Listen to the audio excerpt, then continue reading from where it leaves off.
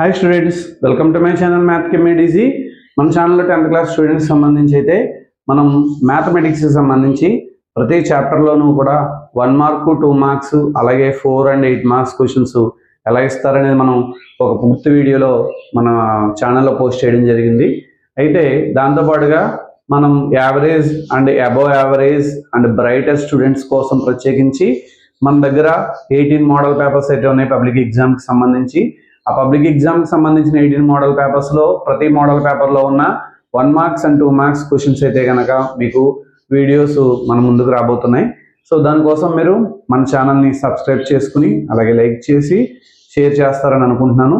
ప్రతి వీడియోలో కూడా చాలా వాల్యుబుల్గా ఉంటుంది కాబట్టి మీకు తెలిసిన ఫ్రెండ్స్కి ఫ్యామిలీ మెంబర్స్కి కూడా షేర్ చేయండి.